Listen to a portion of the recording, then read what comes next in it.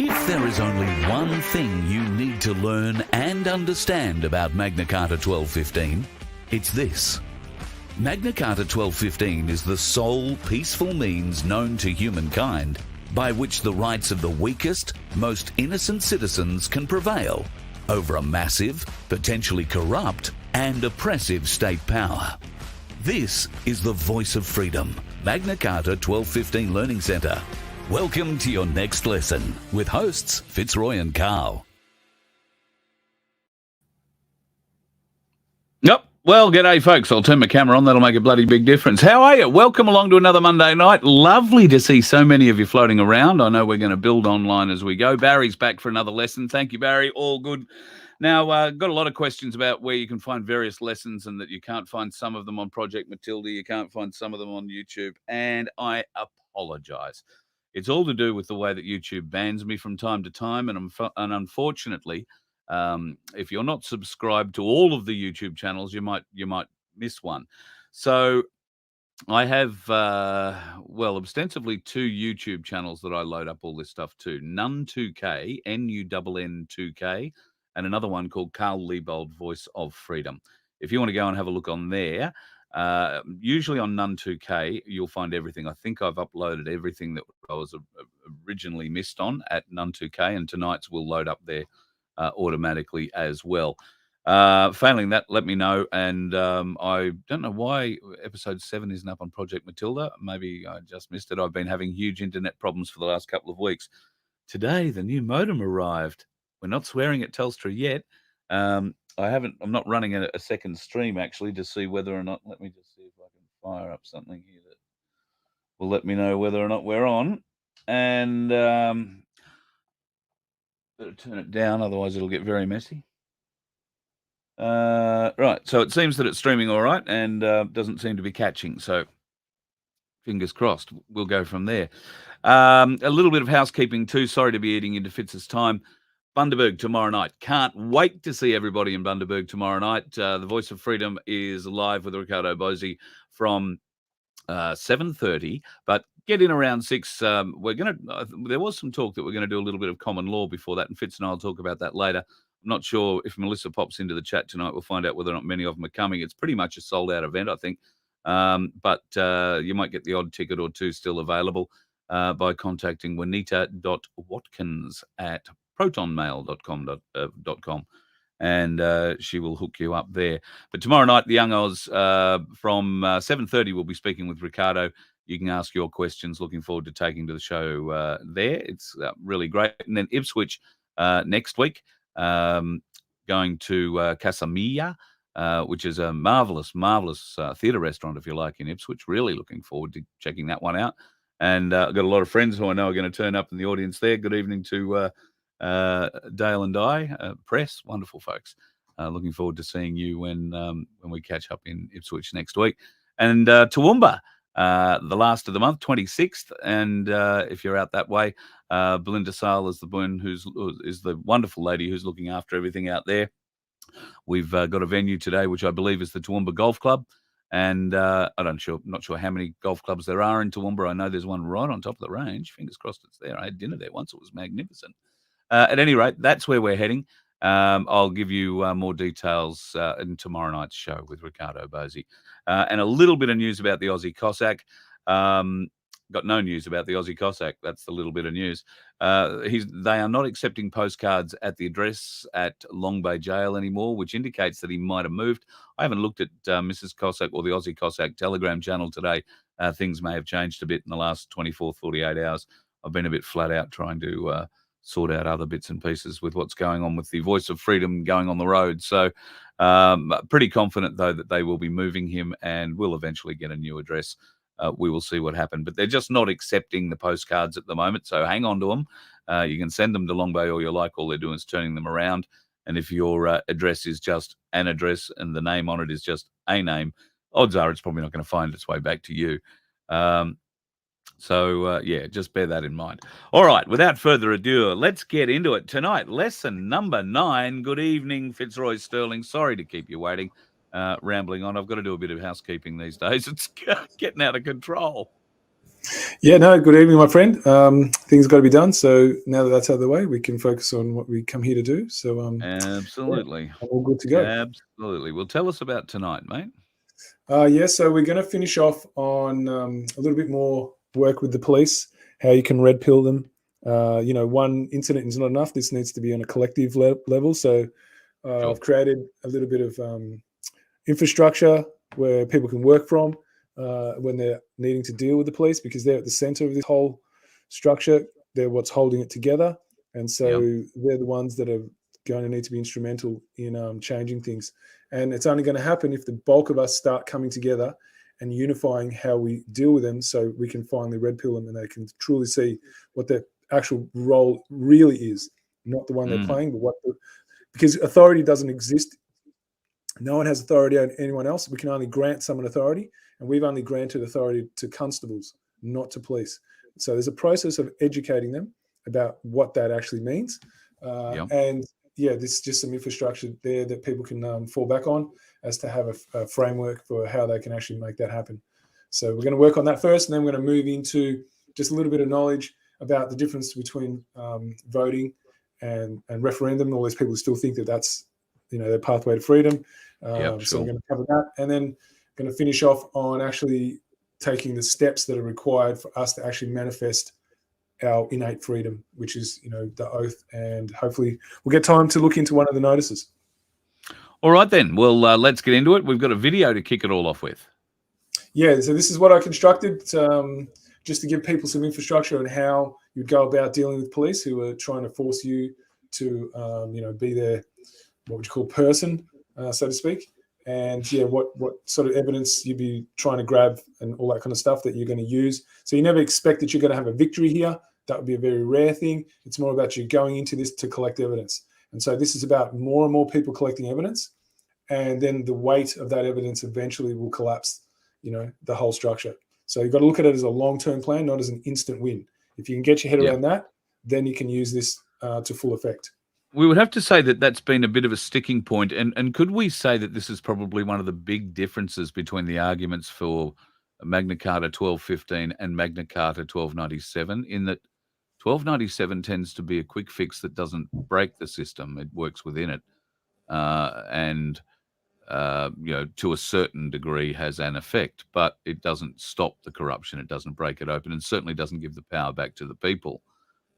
Is this the crux of the matter, the difference between the two Magna Cartas, if you like? Yeah, absolutely. This is about how do we hold each individual who acts in the service of, well, meant to anyway, the people, who has gone past the actual grant of authority that we, the people, gave them to have in order to keep their jobs. So they are now personally accountable in their private and unlimited capacity. The 1297 doesn't do that. It still hides them behind the legal system and legislation, where this doesn't. This is them standing in their conscience and answering to us who are acting out of our conscience. So this is like natural law in practice. All right, let's get into it then. So yeah, absolutely. To answer your question. Okay, so I'm making this recording in relation to police interactions. So whether that's in the street, whether you get stopped at like a roadside stop at your house, protocols are always the same. Now, we know they're not actually here for our protection, yet we still need to grab evidence of the crimes they're committing.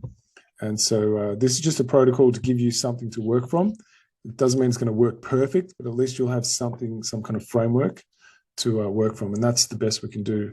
So, it's just a reference for you. So here we go. Make sure you always have a recording device, and you are recording. So you are, capturing as much detail as you can, so you can get their badge on your recording that. That's really important. Name as well. So yeah, you are going to ask them name, their badge number, and the station that they work from. If they refuse, ask 3 times. Like I said, you're recording, you're getting evidence. And it's just piece by piece of the crimes they're committing, right? Because that's what we want to do. We want to make them accountable as a man or woman, but they can't hide behind the uniform. So if they still refuse to answer, then you're asking them, the next question is, are you aware that failure to identify is misconduct in public office? Same thing, if they refuse, you ask 3 times, then you're moving on. So then the next question is a really big one. This is one I really doubt they're ever going to answer. So that is, are you standing under your common law oath of office of constable? right? So it doesn't matter if you miss out on the word common law, oath of office of constable is fine. And then obviously you're asking 3 times. Now, for some reason, if they do say yes, which I'd be super surprised, that's when you go, I require you to recite your oath of office, as a constable must be able to recite their oath upon request. So again, if they refuse, you ask 3 times. So you're just grabbing evidence of how far from a constable they really are. Remember that. It's not that you're actually expecting them to be able to do any of these things. So I'm going to come back to the caution card in a sec. So we're going to assume they haven't answered any of those and they're still pressuring you to do what they want, right? So then the next thing you're going to do is I require you to produce the source of authority upon which you rely. So now they've told you they're not a constable, right? Because they've refused to answer your questions, which after 3 times means, you know, they're not. And then that's when you can go back to the constitutional caution card if you like, or you can go to this next stage. It's up to you, right? So I'm going to go to the caution card and I'll come back to this next stage. So let me just change the share and let's bring up the caution card. So this is where you would say, I must caution you, whereas I stand under Article 61 of Magna Carta 1215, which was invoked in March in 2001 according to constitutional protocols. Any attempt to enforce unlawful acts, statutes, or legislative laws upon myself will be taken as an act of high treason, for which you will stand trial before a jury of the people and which still carries the gallows. I urge you to consider Nuremberg. I was just doing my job is no defense as evidenced at those trials. Ignorance of the law is no excuse, maximum law. Now that's one they know backwards and forwards, guys. So this is one that really hits it between the eyes. If they ignore it, that's fine, but you at least, you know, they can never claim they didn't know, right? Anything you say or any action taken by you against myself will be used before the jury. To deny constitutional law is sedition at common law and carries full asset stripping and life in prison. Do you understand? Now you asked again 3 times. A good chance they're not going to say a word and they're going to carry on like they didn't hear you. Okay, so then we're going to go back to the other share. So let me just bring that up. So now we're going on to number 4, right? Number 4A. So this is the next thing after you require them to produce the source of authority. If you've gotten that far, that is. If you're lucky enough and they reacted to the constitutional caution card and walked away, beautiful. And you still got evidence of their committing crimes, right? So it's a win-win in so many ways. So as long as you expect that you're not going to get anything you want, like your freedom, then this is actually seen, this is from a winning position, so to speak. Does police authority come from policing by consent or control by force? That's a ripper of a question because you'll hear their top brass on the media always say that they police by consent, right? So you are using their words against them and then watch what they do. There's a good chance they won't see the trap. So they'll say, yeah, of course, we police by consent. And then you hit them with this one. So now that we've established that consent is required, so as your source of authority, then please explain the mechanism by which consent is withdrawn, right? And that's where they won't be able to answer you, right? Because they are not control, and they're not policing by consent. They are policing by force. That's the way they're taught to do it. These are not men or women that are acting out of moral duties and capacity, right? They're just order followers. Just need to be catching them out in their crimes. That's what we're doing here. So the next thing you do is then you ask, are you standing under maritime admiralty law of commerce with the intention to conduct commerce through tacit agreement in order to generate a case number? Now, a lot of them might know anything what you're talking about here, right? Or if they do, they're going to make it look like they don't, right? So then you ask 3 times again. So every time they refuse to answer, that's them proving that they are actually doing the very thing they're refusing to answer, right? Because this is all going to be shown before the people. And you could even take this into a civil matter if you really wanted to. Are you aware that impersonating a constable is a criminal offence? So now we're starting to get some serious evidence against them, right? And you're asking them, well, if you're not a constable because they've not answered, right, that they're standing under their oath, then what are they, right? Are they conducting maritime law? Like what is it? They're not even telling you that. Then, so what are they? So you're trying to identify, you know, by which authority they operate from. And then we move on to this one. So by then, you know, you're not getting any help from them. So, and obviously they're going to be pushing their stuff on you, but you're still working this way down the list, right? So I require you to call your superior and they ask 3 times and hopefully they'll at least do that. So while they're doing that, and we're waiting, here's a real ripper you can ask them, right? So who bears the greater burden of responsibility, the one giving the order or the one who follows and carries it out? Ask 3 times. I'd be super surprised if you get an answer on that one, right? They're just not going to want to answer that. So here's the part where you can really start hitting past their costume and that protection and that ego that they hold themselves together with. So this is where you start letting them know on the spiritual plane of what they're responsible for, because everyone has capacity to understand this. The costume you wear cannot shield you from the increasing level of karmic debt you release every day you choose to follow orders that are immoral. The conscience cannot be suppressed no matter how hard you try. That's why so many of your number turn to alcohol and substance abuse in an attempt to suppress the karmic debt you carry for violating the mental, emotional, physical, and spiritual integrity of your fellow man. Now, when you say that, watch how big their eyes go. All right, and then this is where you hit them with a real ripper. So then you say, well, you actually have 2 choices. You can carry on as you are, and the karmic debt will haunt your soul for eternity, or you can stand under the common law oath of office of constable you took and start protecting the people's sovereignty, and you may be granted clemency when you stand before the people as a means to clear your debt for the immoral transgressions you have imposed on your fellow man. Now, we're not under any illusions that they're going to actually pay attention to any of this. You know, the high likelihood is that, especially if you've got a narcissist, they're going to be really forceful and just get you to do what they want, right? So this is what you do here. So you comply under duress, right? If there's threat of force is made, you comply under duress. So you make sure you're still recording and that you're capturing this on video and you've got, you know, a look at their face. So I will comply with your demand to break the law under duress, as the highest priority under common law is to remain peaceful and avoid harm and loss to myself. So just so we're clear, by me complying under duress of fear for my safety, you say their name, acting as constable, name again, are now responsible in your private and unlimited capacity for forcing me to break the law. Do you understand? If there's no reply, you repeat 3 times. So you will be, you know, on video showing yourself complying, but under threat of force, which means that the responsibility immediately goes to them and you're just capturing it, right? So this is about a future investment. Okay, so this is the straw, right? This is our straw that we're putting on the camel's back.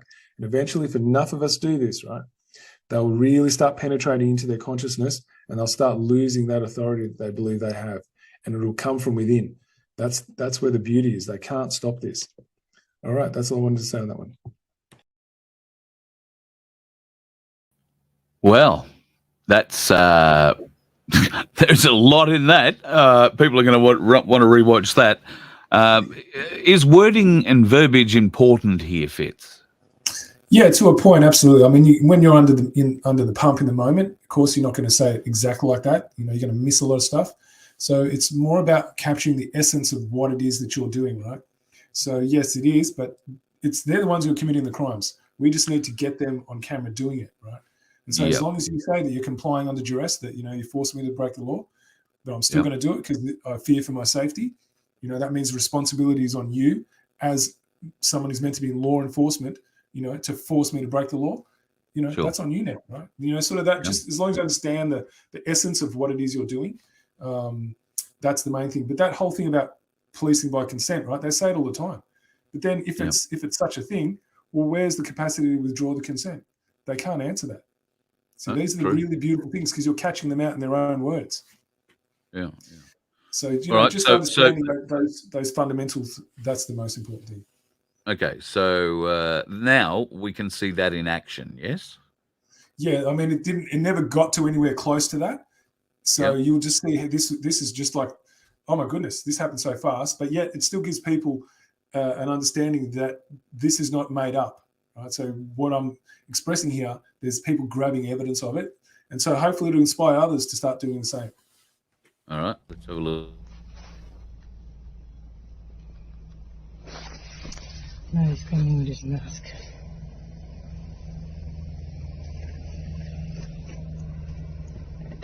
Hi, ma'am. Hi. How you doing? Very good. Yourself? Not bad. I'm Constable Rose.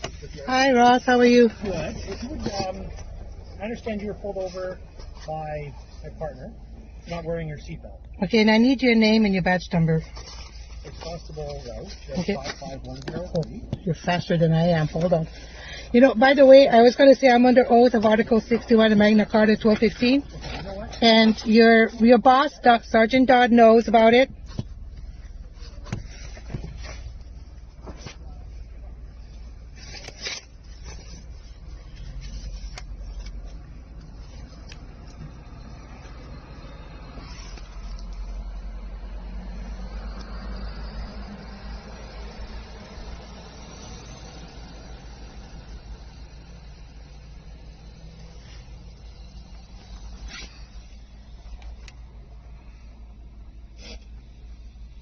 Your one is going.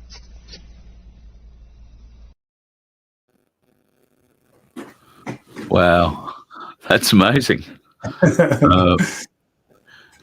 So there's a question. I just wanted to jump on this question if I can. Carla saw it in the chat asking, are we supposed to carry this with us? The caution card that you saw on screen, it was just on the white background. Yeah, that's what you would carry with you at all times. Absolutely. Now, I'm not sure if it's available in the, I've put a link in that hopefully you'll put at the end. Yeah, that thing. If it's not available in the Telegram group, I'll put it in there so it will be available if people do want to get access to it. That's page 1 of it, folks, and you can screenshot that and do whatever you want with it. And that is the second page to it. But like I said, if you want your own copyright, it'll be in PDF. It's just a pocket size that you would just cut out, and you'd get one of those pocket size laminators and just laminate it and make a few for yourself. You know, put it in different places, one in your wallet, one in your phone, you know what I mean, just in case you lose one. That's what I do. So I've always got it at my ready anytime I need it. Yeah, brilliant. I'll put that up in the Telegram group so people can download it. Okay. All right. So let's move on then. And this time we're getting into the dangers of suffrage, majority, and consensus. Some of us might need a bit of explaining there. Yeah, so the reason why I've put this in is because there's still a lot of people that I hear speaking thinking that they can vote their way to freedom or they can have a referendum on something. So I would just have this impulse to really clarify this. And so this hopefully will give a little bit more depth to understanding that the idea of voting and referenda is actually more slavery. So I know that sounds full tilt, but hopefully after we get through this, I'll be able to give it a bit more understanding as to why that I'm making those statements. So when you're ready, Cal, if you want to start reading. It's worth laying out some thoughts here about the inherent dangers of these concepts of majority voting and consensus thinking. Too often, people are fully bought into the mindset that somehow the opinion of the greater number must hold greater value in some way. This has to be one of the most dangerous and powerful mind control tricks ever played on humanity. Over time, some people have come to believe that majority voting is the only concept in existence for bringing fairness and justice into our society. The concept of majority voting is not embraced by our common law with the same fervor or enthusiasm as we do in our modern mindset. All this does is create a consensus, the opinion of the lazy majority, who have usually taken the easier path of less resistance. So can we just pause it there for a sec, Carl? So why I wanted to pause here is if people think about when they're going to vote, just think about how connected they really are in a real deep sense to the consequences of what they're voting for. A, they didn't set the limits, somebody else did, so you already don't have any power. Then you're not really thinking about anything that's coming because of it, because you can't foresee into the future. So how is that the final say, right? That's not a final say when you do that, because once you pay the price, you can't go back and change it. And there's no mechanism to rectify it if you start paying the price. See, that's what voting doesn't give you. So that's why I just wanted to stop and really get people to start looking into how it is that voting is actually making a choice for something you don't truly understand the full repercussions of what that choice was. And most people, they've got their heads down, you know, and they're not even thinking about the true nature of what it is they're participating in. It's just a thing they're used to doing. You know, it's just one of the things they have to do. You know, that's as far as they go with it. They don't really, really consider. And they get told all these promises, right? And they repeat the same behavior every 4 years or 3 years or whatever it is. It's just the same pattern and nothing Yep. changes. Yep. So it's showing you that voting's got nothing to do with your freedom. But it's got plenty to do with your slavery. So I just wanted to give that a bit more before you carry on. Absolutely. All right. Truth is often uncomfortable and takes more courage to face. It often hides in dark corners or under the carpet following a furtive sweep. But the thinking man will resist the temptation to adopt the opinion of the herd. Instead, through quiet reflection, patience, or even courage and determination, arriving at a more carefully considered position. One could easily argue that the nonconformist's perception is often closer to the truth. How many times have we been suckered into that automatic belief that the majority must be right or correct? Once considering this carefully, one could claim that the truth is more often held by the minority. Truth always rests with the minority, and the minority is always stronger than the majority, because the minority is generally formed by those who really have an opinion. So we'll just Soren, pause it there if you we can, can Carl. Yes, mate. A real good example of what you just said then is, if you think about how many people have followed all the directives, the mandates, etc., they would form the majority. And it's people that are watching this channel that would form the minority. But who's done the real deep looking into and the research? Has it been the majority, or have they just accepted what they're being told? So this is a really good example of how to back that statement up. It's always the minority that will put in the effort. It's never the majority. And so that's why if you really want true freedom, it always rests with those who have the guts, not just the guts, but the courage, the will, the drive, the determination to not accept what they're told, to actually look into it for themselves. And this is why voting doesn't do that. Yeah. And that idea of that, if the majority believe it to be true, then it must be good for us. That. Like this is, we've got living proof of what that actually looks like in real time. So I'm hoping that sort of helps give that a bit more depth. But you can carry on when you're ready, my friend. Therefore, what makes one think that a system of voting designed to reward the majority with an automatic victory is considered preferable? The reason man adapts himself to the world, the unreasonable one, persists in trying to adapt the world to himself. Therefore, all progress depends on the unreasonable man. George Bernard Shaw, 1903. And that interesting. But around that time, there was some very great plays in the financial market, and of course, big things happening in Australia at that time. Is it not the minority that shapes the world? How interesting it is then that it only takes one member of the jury to acquit a man. The common law truly favours the thoughtful single juror, truly a system for the contemplative minority. There is more to this, however. Many are tempted to take suffrage and the concept of majority to the next level with referenda, by asking all citizens individually about one specific issue or policy. And although this, again, fails for the aforementioned reasons, as it's still based on majority, there are further dangers that go completely unrecognised. Asking the nation about measures or policy by putting it to the vote will not grant the citizen an opportunity to reflect deeply on the effects and reality of the proposed legislation.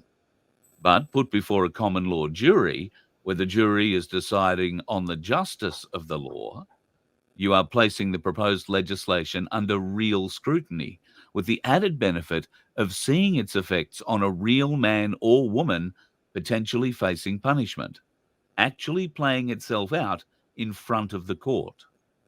The jury are using their conscience while judging the effects of the legislation on the accused man, who could be going to prison, for example.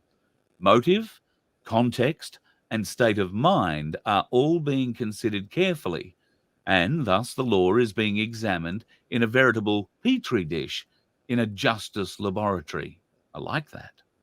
The fairness of a proposed measure could not receive a more painstaking and meticulous examination, surely, as it does in the context of the common law trial by jury, the foundation of our Constitution. Yeah, so I'm hoping that was easy to follow by most people. I found that easy to follow, but I mean, I'm pretty familiar with this. So yeah, if there's anyone who didn't understand that, just quickly shove something into the chat and try and answer it. But basically, this is about if you have your fellow neighbor, you know, someone that lives in your community that comes before you, and you need to decide whether they've done something out of malicious intent, well, that's going to require you to give it your full attention. You're going to be fully aware of the consequences of your decision and how to impact them, and whether you'd be happy with yourself to send someone into a place where they will be suffering over something you yourself would never accept. That's what it's asking you to do. That's why it's a conscience. It's an actual tribunal of conscience. This is where we ascend up into our higher selves. We are not concerned with the daily life of material acquisition and that kind of stuff. We are actually really concerned with the true nature of freedom, that which we all desire. So a judgment against your neighbor is a judgment against you, because you get back what you put out. That's the kind of consciousness that this requires. And that you cannot what's the word I'm after? Replicate that environment when you go and vote. You can't replicate that environment when you are actioning a referendum. It's not possible. So this is how it's really done, guys. Like, it doesn't matter what we vote for, right? Once it passes this test, then we'll know it's legitimate or not. Yeah, so if absolutely. we don't have this as our safeguard, it's irrelevant what you do, because you're going to be controlled, because you don't have the last say based on witnessing what the consequences of those choices have netted for any single individual that's in your community. This is the only way it can be done. Yeah, this is the only way it can be done, and peacefully. There isn't a war here. There isn't a revolution. There isn't raised arms. There's only peace, and people who learn, grow, and are able to apply what they've learned and how they've grown to become jurors on trial by jury. It's amazing what they've hidden from us. I'm staggered by it. Yeah. I just did want to answer one of the questions. It says, if they pull you over to do a breath test, what was shown previously, can that be used? Yes, absolutely. So I just wanted to answer that for Barry. Right. Okay, so moving on. Go into, this is some of David Robinson's writings. I just wanted people to know that. Like, so he's done more than 20 years of research into understanding the intricacies of how constitutions work and actually showing you the difference. So this was really pivotal information that I just wanted people to see if they can really help them absorb the true nature of the deception that we've been under. So this comes from a document that's actually labeled theft by deception. Sorry, Carl, to cut you off, but No, that's all right. I was simply going to draw the attention to anybody who follows the Magna Carta 1297 path, in particular to what I'm about to read here.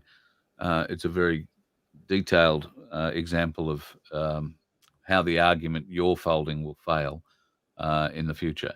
All right, let's get into it. It's sometimes mistakenly believed that most of the Magna Carta has been repealed. These claims are only relevant to the less significant statute version.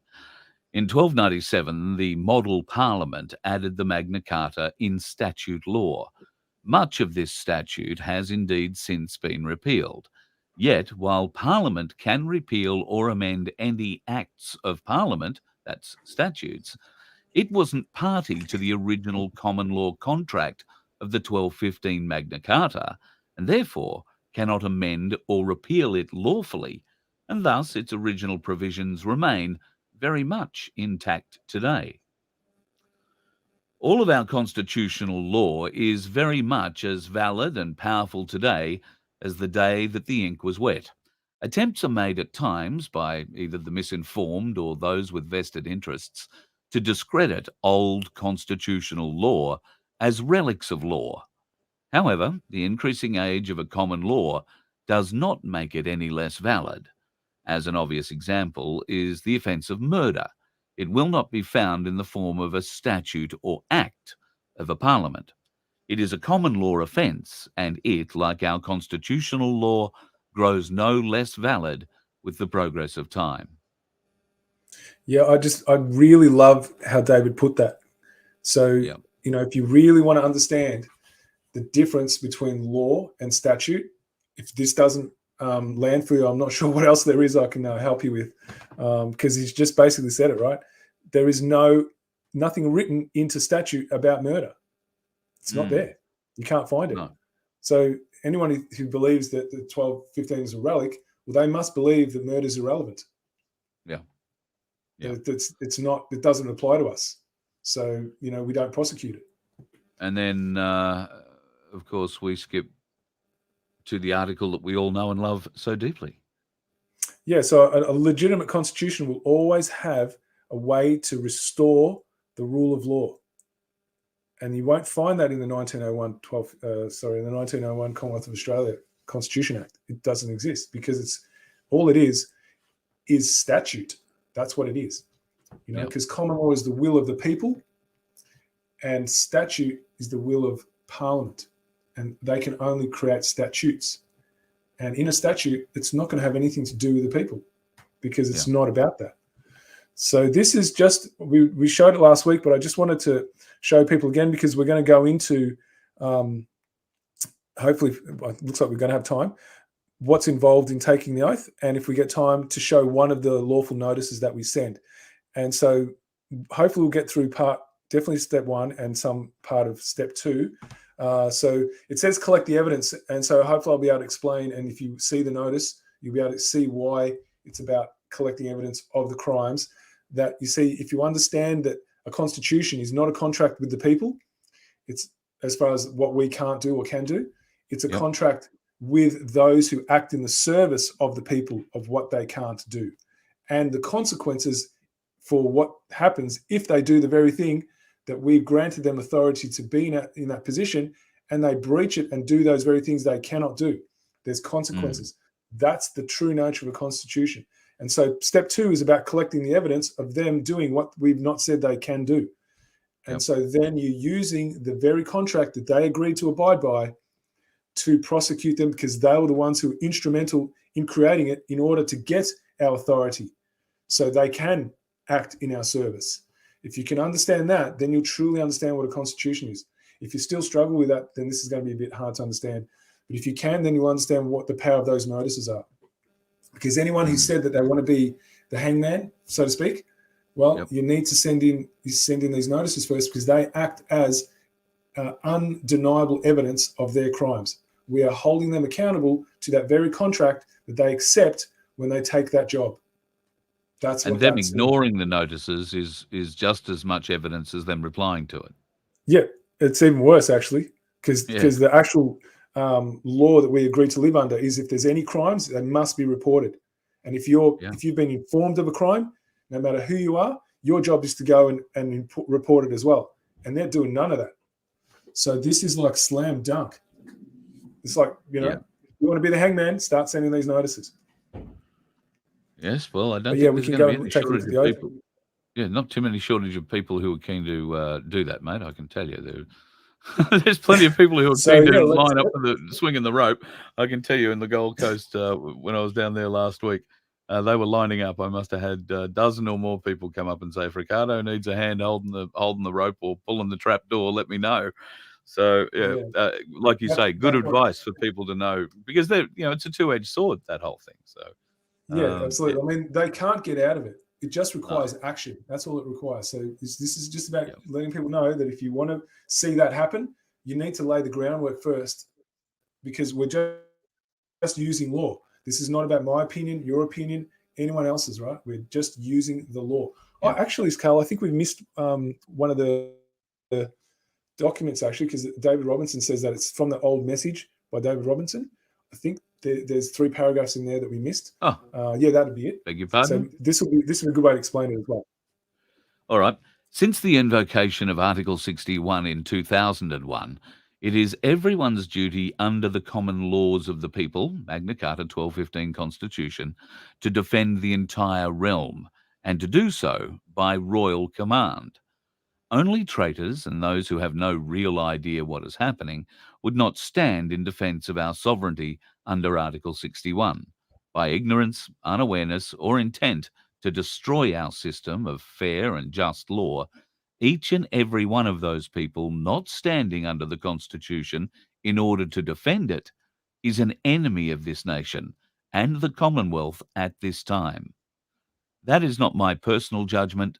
That is the judgment of the law of this land. Article 61 of 1215 Magna Carta was designed to bring the people together in unity so that we can all collectively be the threat of force that will be necessary to overthrow the present regime. Tyranny has never been defeated without the threat of force in the past, and it never will. With the correct, peaceful strategy, we will not be required to use force in a violent manner. All we need are people who are prepared to stand as one, mainly as silent witnesses, to be part of the force that is required to stop the destruction of our rights and freedom. Peace. Yeah, so that's really beautiful the way David's worded it. I'm really hoping that's helping people understand that this is all about unifying, and there's a mechanism in place, and we just need to do it. It's already there. And it said royal command. That means that government has said that if the position has ever been usurped, you are commanded to do this, right? They're even giving you their, blessing, so to speak. That's all written, and that's all provable. And you just need to pick it up and use it. So the more people argue about different ways to go about things, we're just wasting time. So it's up to how many people really want to take a serious look into this, and actually have got the courage to actually action it now. So it's this is where the people in the 1297 common law groups might want to think about learning more about 1215. Because if they want to see action, absolutely. Yeah, if they want to see action, correct action. It's going to be interesting because one of the people who've been using Magna Carta 1297 to try and prosecute not only notices, but served a notice on the Premier of Western Australia. And as part of that notice, it was an arrest notice that was taken by the authorities over there as a threat or conspiracy to kidnap. And I think Wayne Glue is facing court on the 25th of this month for, not a mention. He's going to court to, fight what could be a 10-year sentence if he's found guilty. So if you get this wrong, folks, there are significant repercussions. Decisions have consequences. The more we can learn about Magna Carta 1215 and things like this, the easier it is for people to stand up with confidence and know that there will be others around to support you. And we have the law on our side, particularly when we've got somebody like Fitz to help us with it. Shall I move on, my friend? Yes, thanks, mate. All right, this is the Article 61 Oath of Allegiance, and it needs to be sworn and witnessed. We can just read it just so I can help people understand it, if that's okay. I'm happy to read it now because I'll probably be stopping at different places. Okay, you read it. You go ahead. Okay. I'm happy. Whatever. Thanks, my friend. Yeah, so, as you don't put your camera on, I can't see you waving me to stop. So that's fine. So obviously next to the I, you would put your name. And a lot of people go, how do I put it all caps or whatever? Just write as you normally write it. Nothing special here. In full knowledge of treason being committed in Parliament by delivering the sovereign peoples of this common law land into the hands of foreign powers. So we were signed away a long time ago to the UN, right? So that's universal across the planet. In understanding of some wrongs done by the present holder of office of sovereign. So that's the actual correct term that the monarch has. They are just the highest occupier, the occupier of the highest office in the land. That's all they are. And it's just called the office of sovereign. And what that means is their job is to hold our sovereignty in trust and make use of it for the people's benefit. That's their job. That's all they have the grant of authority to do. And as soon as they stop doing that and start doing things that are harming the people, should I say, that's when they don't have their job anymore. That's simple as that. And they lost their job in 2001. So from whom I now transfer my allegiance according to the law of this land. I do so willingly, wholeheartedly enter into lawful descent.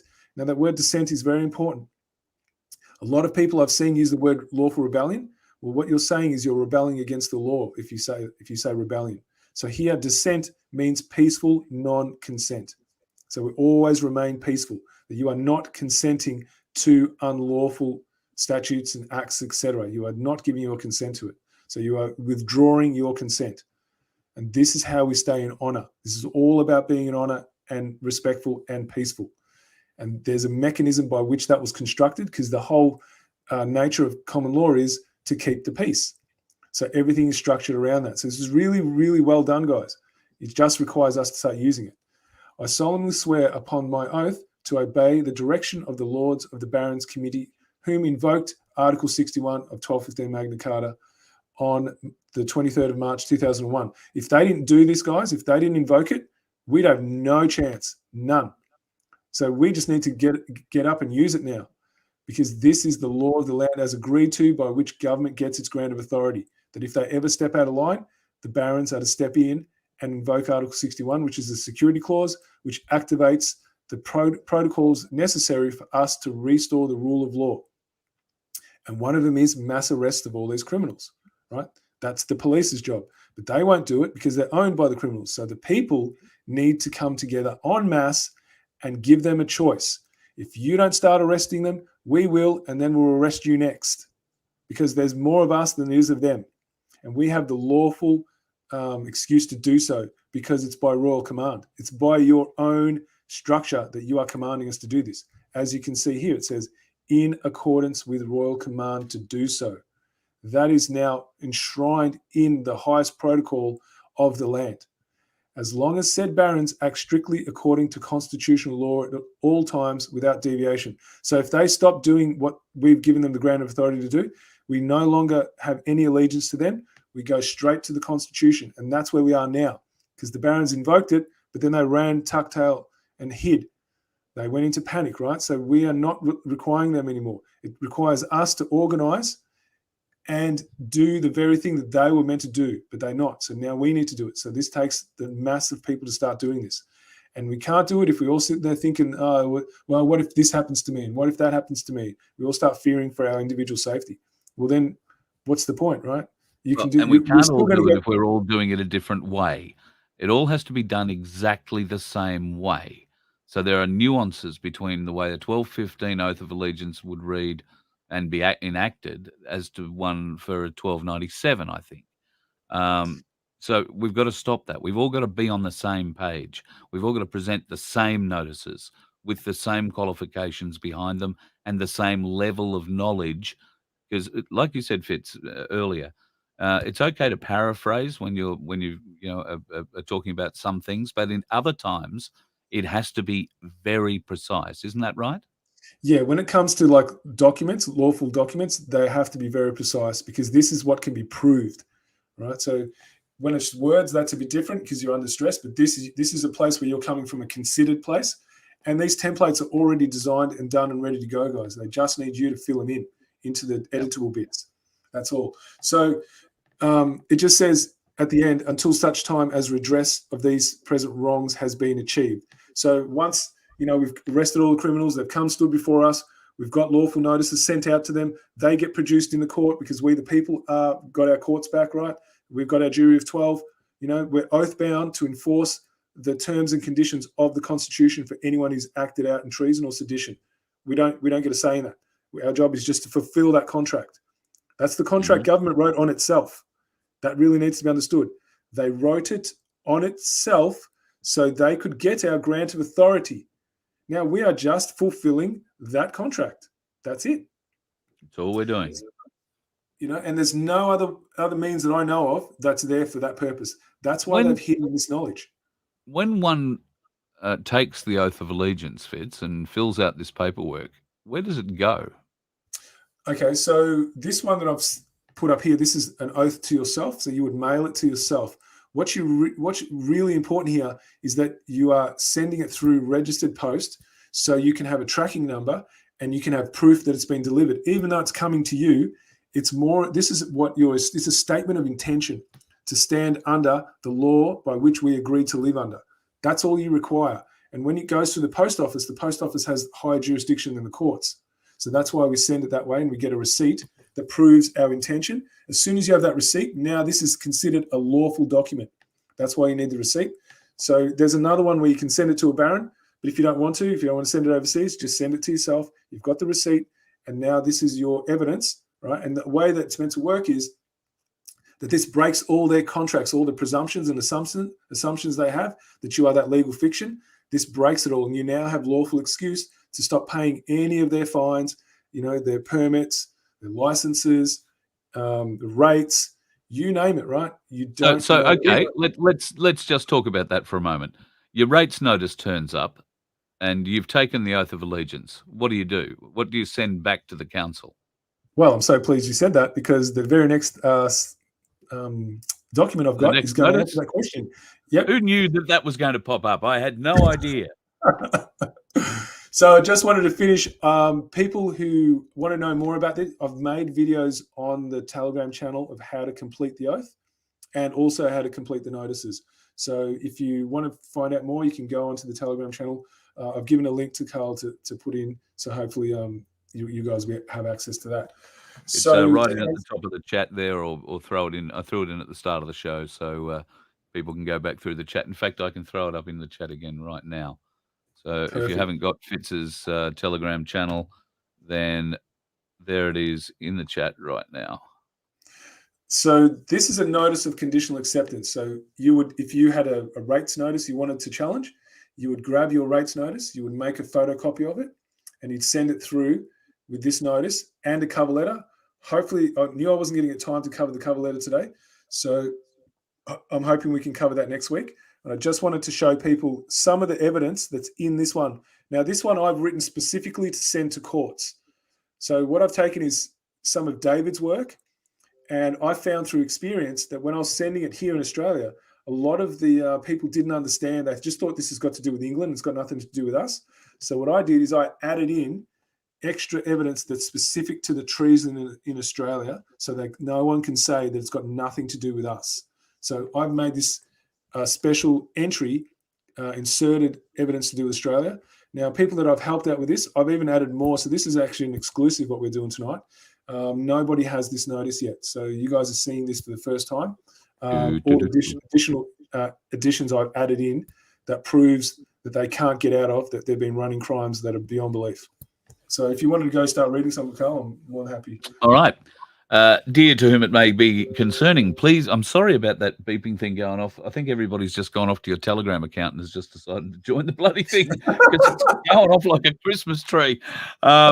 Be aware that this is a notice, a lawful instrument that requires your urgent attention. This notice of conditional acceptance may be used as evidence in my defence. Whereas I, Carl Liebold, stand entirely under the tenets of constitutional law in lawful dissent as to my duty under the law, and that it is, to my understanding, entirely unlawful to comply with your demands at this time, and since the 23rd of March 2001, and that I have withdrawn any and all presumed allegiance to the office of sovereign, the Crown, including business and government, due to my individual... So that just means if you're putting the courts on notice, you would write the name of the actual court that you've put on notice. So if you're in New South Wales, whatever the name of the courts are there, Victoria, it's called the Magistrates Court for low level. If it's the Supreme Court, you've got an issue, you'd put the Supreme Court. So whatever specifically it is that who it is that they're working for that you're putting on notice, that's what that means there. Due to my individual duties under the law, see Exhibit G, Oath of Allegiance to the Committee of the Barons, those duties being stated within Article 61 of Magna Carta 1215, see Exhibit C, Article 61 of Magna Carta 1215 text, invoked by royal proclamation according to the correct protocols of English and Commonwealth law on the 23rd day of March 2001, see Exhibit B, letters between the Barons Committee and the Office of Sovereign. Therefore, the law forbids me to comply with your demands.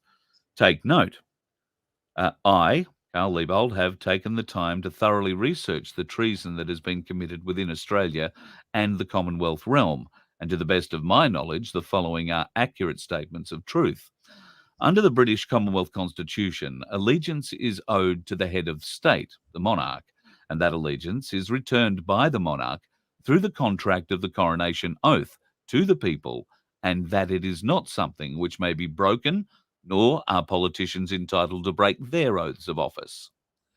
There is only one lawfully recognised Commonwealth, and that is the Commonwealth of Great Britain.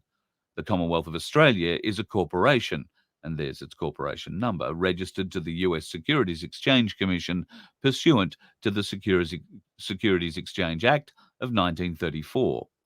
No government within the Commonwealth, with or without a popular mandate, may transfer sovereignty on a temporary or permanent basis to a foreign power that owes no allegiance to the British Crown and is unaccountable to the people of the British Commonwealth realm. There was no constitutional monarch in place to grant assent to the colonies to have their own constitutions, because the Bill of Rights for 1688 and 9 was an act of high treason by way of usurping authority from... Oh, I think the gremlins have stepped in by the looks of it. If you guys can hear me, please give me a shout so I know that, because this has happened to Carl in the past. Usually when there's something important he's saying, all of a sudden he just disappears. So that's what I'm reckoning is happening here. So Jose, is that are you saying yes? You can hear me? All right, good. So I'm still here. So I might need to go and find the actual notice itself and read from there because the screen is frozen. So I've seen this happen to Carl so many times when he's been with Bosie. It's the first time it's happened to me. So I'm pretty unprepared for this, guys. But it's a bit funny because I'm used to seeing it happen to other people, not here. So just give me a second so I can bring it up, and then I'll read from where Carl left off. Here we go. So you probably won't be able to see the rest of this, guys. So it'll just be me reading. So I think Carl left on talking about the Bill of Rights. There was no constitutional monarch in place to grant assent to the colonies to have their own constitutions, because the Bill of Rights of 1688-89 was an act of high treason by way of usurping authority from the office of sovereign and granting sovereignty to Parliament, as evidenced by the clause that states, and this is in the actual Bill of Rights, that the legal pretended power of suspending the laws of the execution of laws by regal authority without consent of Parliament is illegal. They wrote themselves into authority right there. So that which we created to serve us just then took over and said, no, you are our slaves now. That's what that statement says. 1688-89 Bill of Rights created the belief that the head of state, which is the monarch, is merely a figurehead because Parliament is sovereign, hence Parliament's self-declared right to parliamentary immunity, which by definition is high treason. So that happened well before Australia was even a colony, guys, right? They had already set that in motion, that Parliament is sovereign. That's where that parliamentary immunity, parliamentary privilege comes from. You can see, it's all there, right? So if you want to send this off, guys, this is going to be available. I'm going to make it available in the chat group. So 1688-89 Bill of Rights is the reason why there is no provision for the constitutionally enshrined mechanism for self-governance through trial by jury in our public court buildings. That's the only reason why it doesn't exist, guys, right? This Bill of Rights. And the Bill of Rights is what these courts run from.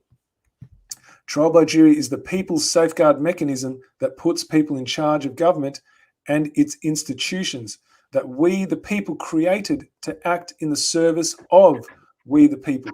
Are you back, Carl? Oh, yes. All right, yes, so I'm up to the second.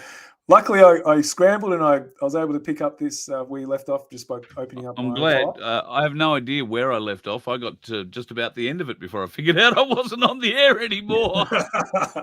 So we're up to the top paragraph in page 2. All right, just give me a second here while I bring the whole thing back up again. I should be able to find it there. So FM, they'll basically ignore it. So you said, what will they likely do when you hand this in? They'll pretty much ignore it. That's standard. But that's not about that. This is about all of us doing this en masse. And eventually, if enough of us do it, they cannot ignore it. So this is about everyone does their bit. So you do your bit. That's the question. We are at the moment. Where are we up to? You got to where? Trial by jury on the first paragraph on the second page. Okay. Start Trial with by trial by jury is the constitutionally enshrined sole peaceful means known to man by which the rights of the weakest innocent citizen prevail over a massive and potentially oppressive state power. Now, where have we The heard minute, that before, Carl? yeah. The minutes of evidence before select committees of the House of Lords given by the Reverend Samuel Hines in 1838 on the expediency of regulating the settlement of British subjects clearly stipulates the premeditated intention of establishing the colonial model as profit-making centres through local councils, parishes, districts, trusts, and erecting of local courts with judges. See Exhibit F.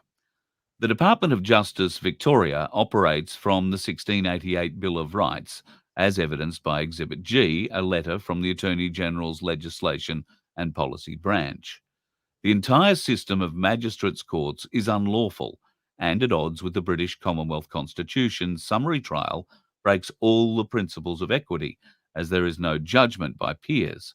Trial by jury is based upon a recognition of this principle and therefore forbids the government to execute any of its legislation by punishing violators in any case whatsoever without first getting the consent of the people through a jury of the people. In this way, the people at all times hold their liberties in their own hands and never surrender them, even for a moment, into the hands of the government. For judges, magistrates, and lawyers to withhold or be party to the act of withholding the instruction of jurors to judge the law constitutes their premeditated participation in and promotion of a pretense instead of a real trial by jury, which is high treason, and is, for each participating individual, the personal commission of a premeditated criminal act. Removal of the jurors from their judgment on justice and equity issues transforms trial by jury unlawful, one-sided, unfair minstrel by government judges, the corrupt method by which tyrannies thrive. This enables judges to enforce every prosecution, or every persecution rather, stealth tax, oppression, money-motivated subterfuge, and injustice a government introduces, which then lawlessly claim is the law. The Commonwealth of Australia Constitution is an act of Parliament, and Parliament does not have the power to write itself into constitutional authority because Parliament is created through a constitution. To conduct a referendum for the purpose of granting authority to treason is to legitimise the institutionalisation of a war crime.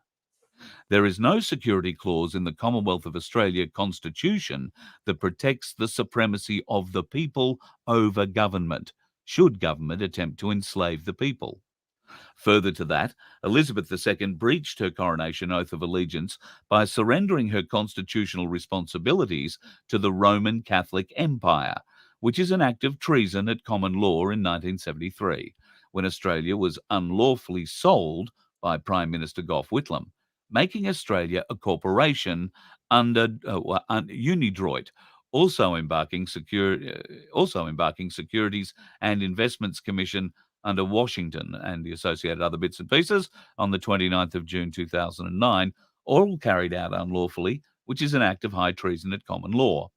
The signing of the Unidroit Treaty by Gough Whitlam in 1973 completely and permanently replaced the British justice system with Roman law, known as corpus juris, where the accused has no rights except those that are allowed by the state.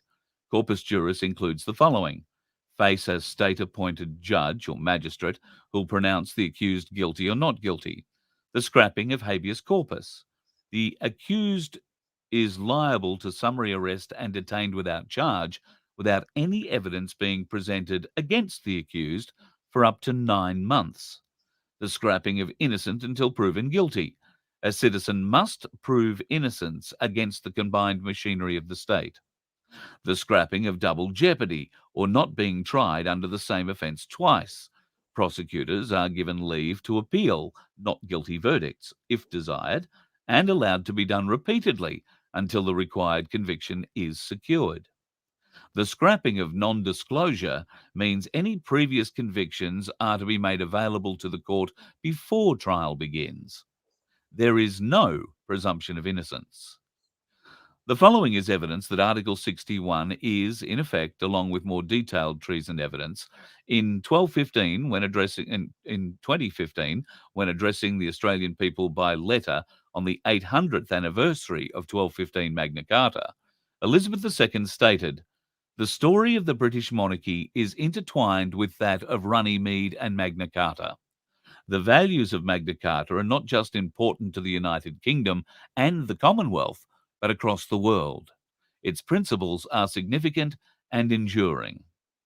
Whereas it cannot legally be denied that invocation of the most important constitutional tenet did occur on the aforesaid date, and that it stands as the current law of the entire Commonwealth realm, please provide me evidence in substance to counter this claim within 10 days from your receipt of this notice of conditional acceptance, and I shall comply with your demands promptly and in full. I do not wish to break the law. If I am coerced, forced, under threat into breaking the law by you, then you may be held solely liable for the consequences. A maxim in law: any act done by me against my will is not my act. The Daily Telegraph reported on the invocation of Article 61 of Magna Carta 1215 on the 24th of March 2001. An article by Caroline Davis, see Exhibit A, can also be viewed online under the title Peers Petition Queen on Europe. The Magna Carta Society wrote, "The House of Lords Records Office confirmed in writing as recently as September 2009 that Magna Carta, sealed by King John in June 2015, stands to this day." Home Secretary Jack Straw said as much on the 1st of October 2000 when the Illegal Human Rights Act came into force. Halsbury's Law of England says Magna Carta is as binding upon the Crown today as it was the day it was sealed at Runnymede. Therefore, I, Carl Liebold, do conditionally accept that your business or government level has the lawful authority to make demands on me, on proof that Article 61 of Magna Carta 1215 is no longer in effect today, and that the ratification of the Treaty of Nice has been revoked, and that the Crown does indeed, according to English and Commonwealth Constitution law, have the legal and lawful authority to make and enforce such demands. Whilst the law provides me with lawful excuse to distress the Crown and its institutions at this time, it is to my understanding that I cannot, by law, consent to the demands by you, as the business or government, whereas English Commonwealth constitutional law forbids me to aid and abet the Crown until Article 61 has been publicly revoked by the Barons Committee. It also forbids me to aid and abet any other man or woman who is not also standing in open dissent in compliance with the law under Article 61 of Magna Carta 1215. I must also compel you, the recipient, to abide by the constitutional law yourself, and to stand with law-abiding people in lawful dissent as the law demands.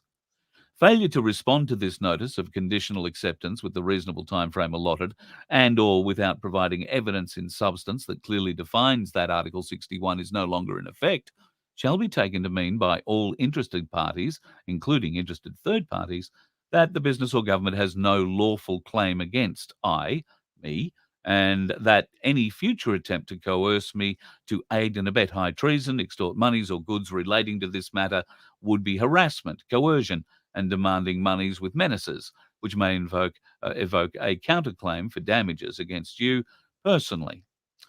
Upon failure to provide evidence to the contrary with substance, I require that you, the recipient, do due diligence on this matter and immediately dismiss, revoke, repeal all current proceedings against me with written verification of the dismissal, and stop any further proceedings against me unless and until it has been evidenced that my understandings of the law are incorrect.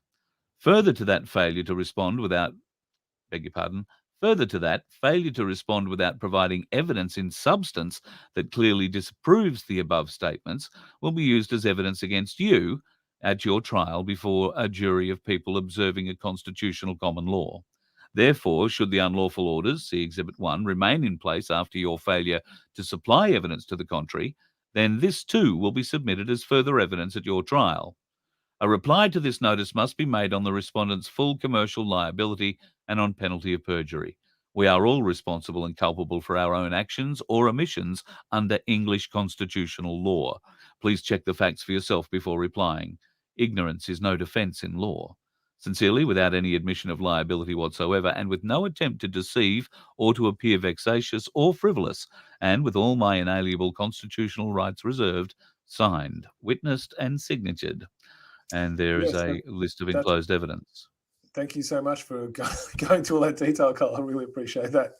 There's a lot of reading. I'm not going to talk anymore. That's the end of the show. Good night. Yeah, that's pretty much the end. I just wanted people to have a reference of the level of deceit and criminality that's been in play. So it's all written there, right? They need to deny that any of this is actually legit, and they can't. Yeah. So, and it's very specific to Australia, not all of it, but a lot of it that I put in is very specific. So this is about, if we do it in mass, right, they can see that we know. And when more of us know, that's when they start to panic, because for every one that sends, they know 10 are wanting to send. So this is the power we can have if we actually start working in concert. So yes, there's a question is, can this happen? Yes, you can make it happen. You and everyone else is listening, you can make it happen. So yes, it is possible. You just need to have the courage to actually initiate and start acting. It's just waiting for all you guys. It's all there waiting for us. You know, who's going to join in? That's what's the bottom line is. Who's going to come and stand and do their part? Because there's no actual violence here. This is all peaceful. You just need to come and do it, guys. I'm not sure how long you've been with us, JW. I'm not reading it again. If you missed it, go back and rewatch the whole program, because what you've said there, Magna Carta, much of it hasn't been repealed. The bits that have were statutes. But I'll take my Magna Carta now and go home. Yeah, that's going to stick with me forever, that one, I can tell you. So Fitz, I want to stick this up because this is you. So this is just the channel that I created. What you can't see is the word AU. So if you don't type in MC1215 Network Chat AU, you won't find it. So if you just type in Network Chat, you're missing the AU. It's just not showing up in the image. So that's what the actual Telegram group is like. So what it looks like, guys. So if you want to actually get on there, look for something that looks like that. MC1215 Network Chat AU is what you're searching for. And this stuff should be up there hopefully by the end of the night, if I haven't already put it in there, if you want to access it. And there's videos as well, so you can find how to actually complete the notices too.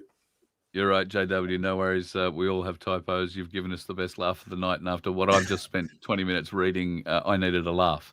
So all good. Done well. Fitz, thank you once again. Another bloody great lesson. Lesson number 9. We're getting to double figures next week. Look out. Yeah, absolutely. So this is just for you guys to start really taking a proper look at where your power lies and how to use the law, right? It's been done for you. You just need to step in and do it. Instead of worrying about what will happen, you know, this is about, there's no assurances in life. Life is risk. If you don't fight for your freedom, no one else will. It's just that simple.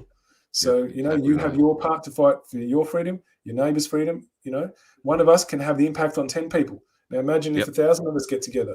You know what I mean? If every one of you watching at the moment and every one of you who's watching this on replay later shares this with one person who's not awake, one person who thinks, you know, there is no other way but the way the government tells you, then, you know, we're going to get new people next week wanting to learn more, or better still, they'll go back and start at the beginning and learn from lesson 1. And I'll make sure that lesson 7 gets put up again in the correct places. So it's easier to find. But this is what it's all about, folks. Please like, share, subscribe. Like this, let your friends see what you're liking. It'll encourage conversation with them. They'll say, oh, what are you doing that Magna Carta thing? Tell me about that. You never know. You might be able to drag a few more in. The more people that learn about this, and as you learned tonight, it is the power of the people. And we can talk about the power of the people, but we have to be able to show it. And that is the majority of us turn up when requested. And we do things like take back our public places. But that's for another lesson, isn't it, Fitz? Yeah, I just wanted to answer a question that's come in here that I spotted by Dirge. 2 wet ink copies of oath. Witnesses required. You just need 1 wet ink copy of your oath. If you want to go to the trouble of making 2, that's fine. But the minimum requirement is just 1 wet ink copy. Then you would just send off photocopies to everyone else, because otherwise you'd be there forever making 1,000 wet ink copies. Because part of the notice is you send in a photocopy of your oath, so you can show them that you've taken the oath to stand under law. So 1's enough, but yeah, if you want to do 2, that's fine. So just want to answer I see Melissa's freedoms in the chat. Hi, Melissa. I didn't see you there earlier. So Bundaberg tomorrow night. Haven't heard or seen much. Juanita, who's looking after the meeting tomorrow night, and the room hasn't heard anything from you. So I'm assuming that there isn't too much by way of a common law group coming in ahead of the Ricardo Bosey thing tomorrow night. I'm going to be floating around most of the day. I'm heading up to Bundy in the morning, so I'll be around from early afternoon setting up for a while, and then back again at a reasonable time. We can catch up and have a bit of a chat. And Fitz, I don't know, maybe you can be on standby if there's a few people who turn up and are interested. I'll set up a quick chat and we can have a play.